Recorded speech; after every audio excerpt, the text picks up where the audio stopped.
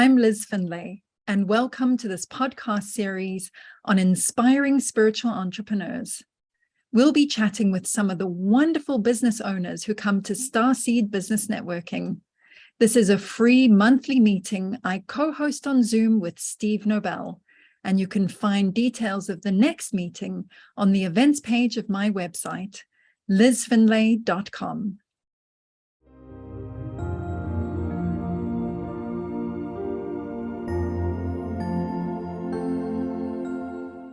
Today, we have the pleasure of chatting with Helen Elder of Oracle Card Goddess.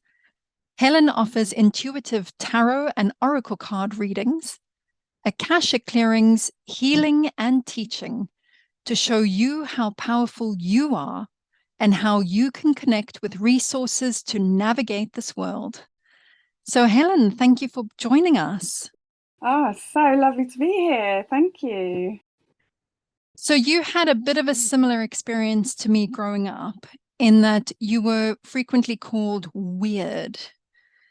Yes, I was. And I really remember at the time not understanding what that meant. Obviously, I knew what the word weird meant, but I didn't know what I was doing to be called that.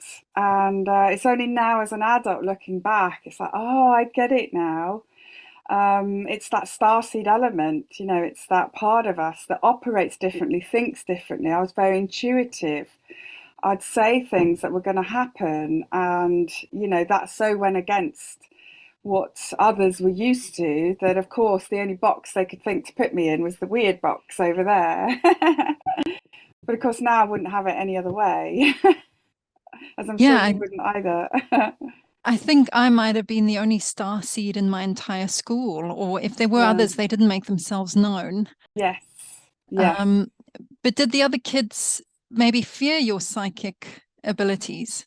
I've had that actually throughout my life. So even then, I remember one time vividly when I was slightly old, sort of late teens, just spontaneously doing a reading for a friend, and I was doing it out of wanting to help, and I can see this and I can see that, and you need to do this and this would really help. And I just remember her face throughout was just darkened and darkened, and she just looked horrified because I'd basically described the exact situation she was in, and I'd said things to her that she couldn't understand how I knew.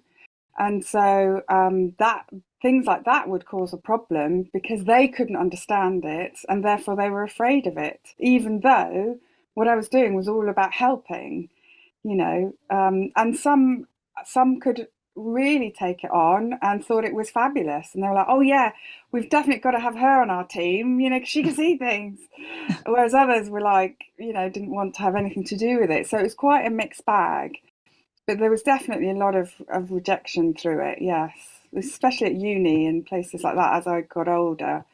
But it's amazing now that I get to just do the helping, because, of course, people are coming to me for readings. So they know what they're getting. They know what I do and embrace it and love it. So that's a very different experience.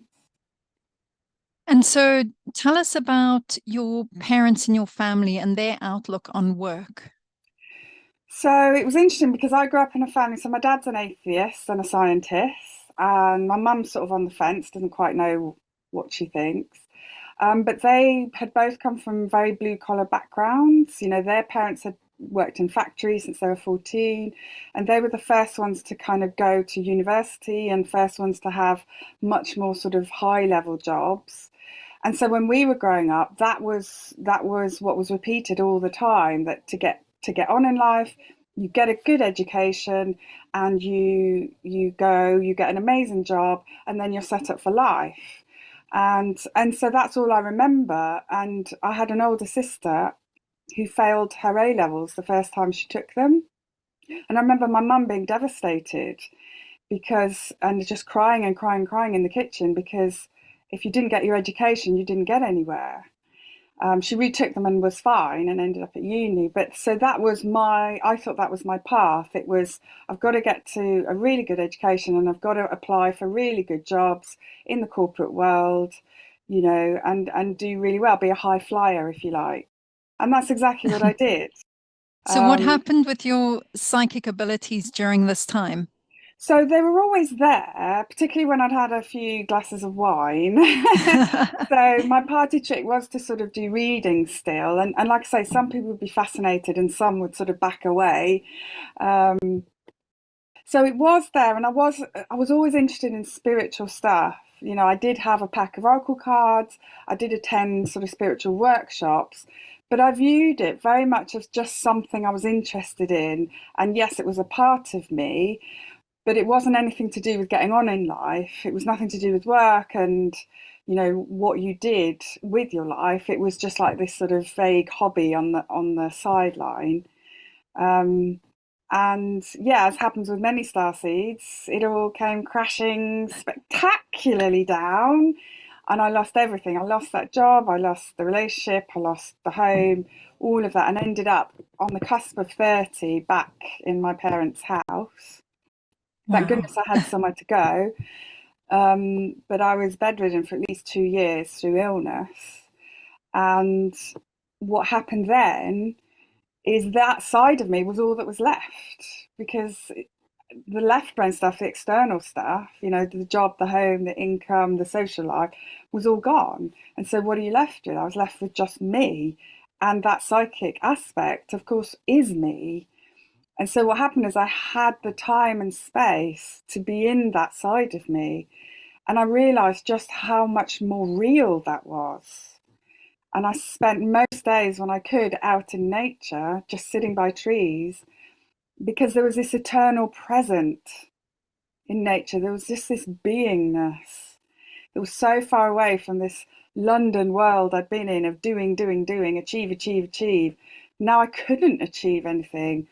All I had to do was be, all I could do was be, but it opened up this whole new world, and my intuition just, the volume just turned right back up again because it had the space to kind of be seen.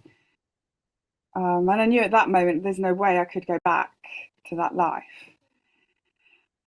It was very much, well, when I was ready to work, it was a long, long old haul. It took years and years and years to get better. But when I was ready to work, I was like, what the hell do I do now? Because the old life is just not, there's no way I can go there. A friend said to me, who knew I was psychic and knew I did readings, because I did readings just, I can do readings like most of us, just by reading people. You don't need cards. But he said to me, why don't you try with tarot, and then people will book in for tarot readings. And it never occurred to me. It sounds ridiculous now, but it just didn't. I thought Mystic Meg did that. And, you know, I wasn't like that, you know. I didn't see myself as the stereotype, you see, because I'd been this sort of corporate person. So, but that all changed. And I just gave it a go. I literally had nothing to lose. This friend lined me up with some guinea pigs, and I just got the cards, put them out, and it just flooded through me. And it was such an aha moment of, oh my goodness, all this wonderful gift that's here that I had shoved in the corner for so many years was just ready to be seen. And that was it. It snowballed from there. So I did guinea pigs just to kind of, I hope everyone knows what that means. People who would come for free in order for me to practice is what I mean. And that was just to build my confidence, because this was so new. You know, this is a very, very new life. So I was sort of tiptoeing along, but very quickly realized I could do it. And then that turned into the beginning of my business now. And that's amazing. I think for me, when it comes so easily like that, it's you remembering something that you've probably done in another life or whatever. It's a gift you already have that is just being activated rather than learning something new. That's exactly it. And in fact, I've done a lot of past life regression since then, and I've been a seer in many, many, many lifetimes. But what's also really interesting is I've been rejected many times for that gift. So I've seen past lives where I was sort of chucked out of the tribe, as it were, because it was, you know, I did weird things and they didn't understand why I could see things. So it is interesting how that pattern has repeated in a lesser way now, because of course now it didn't matter if people rejected me because I could still do my work. but there have been other lifetimes where it's been really serious that I've been sort of booted out. So I think that gift and others' response to it is a pattern that's been with me a long time. And in this lifetime, I think it's about fully embodying it, regardless of what people think. Because even at the beginning, I wouldn't necessarily tell people what I did, because some people do react really badly. And it's only really in the last few years that I've telling anyone and everyone, and if you don't like it, it's your problem, not mine. But that was quite a big shift as well. A second cousin of mine often likes my posts on LinkedIn, and I just think, oh goodness, what on earth is the family thinking? But I Yeah, still keep posting, and I still smile every time I see her like it. yeah, But I have absolutely no idea what she thinks. Maybe yeah. deep down inside it speaks to her. I think that has to be it. And I remember that first business card I got made, with Helen Elder, tarot reader. I remember giving it to my aunt at my sister's wedding, and her face just, oh my God, we have a witch in the family. Where's the exit? Whereas Oh that goodness. family love, they have a reader on tap. So, anytime they're really stuck, it's like, oh, can you get the cards out? So because actually, who wouldn't want a psychic on their team? This is the thing. Exactly. Like, what a useful family member to have. Because in this lifetime, we're not going to be burnt at the stake or anything for this kind of work. This is a lifetime to be bringing out and fully embodying these gifts and talents and offerings that we can put out to the world. Definitely. And it's interesting you say that, because a lot of the Akashic clearings I've been doing recently are about clearing those last sort of fear blocks of, I really want to start my own business, I really want to do readings, or I really want to do healing, but I'm just afraid of what might happen.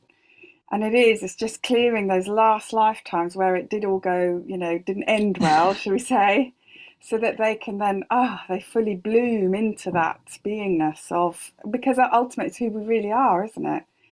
So whenever we try and hide it, or even like me, where I just ignored it, I didn't particularly hide it, but I just ignored it, that's going to come around, and you're going to get to the point where it's your real self. So it's going to have to come front and center at some point. But now is definitely the time to be fully in it, for sure. I agree with that. So, what is one tip that you can share with us that has really helped your business? So I think I know what I struggled with at first is that when I first started, I didn't know any other readers. This is just when Facebook was starting to get going.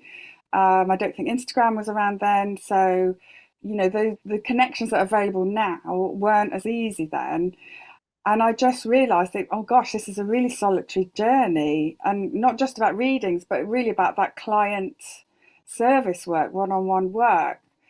So I just gathered in my local community. I got in touch with like anyone who did massage, anyone who did Reiki, anyone who did reflexology, and just to talk to them about this kind of work, this kind of one-to-one work. What are the pitfalls? Oh, my client did this week. I didn't know how to respond. Have you had that? So that was super helpful. But what we soon discovered is it was a gold mine for swapsies, for helping each other, because another key aspect is to make sure you nurture yourself, because you're giving all the time. So, with a reflexologist, I would do a swapsy for a reading, or, and then it expanded. So now I do swapsies with a hairdresser. I do my last swapsy with my hairdresser. I went to clear her house because she had ghosts in her house. So I did that, and I got my hair done with a beautician now as well. And then I have 3 or 4 Akashic readers that I work with sort of throughout the year.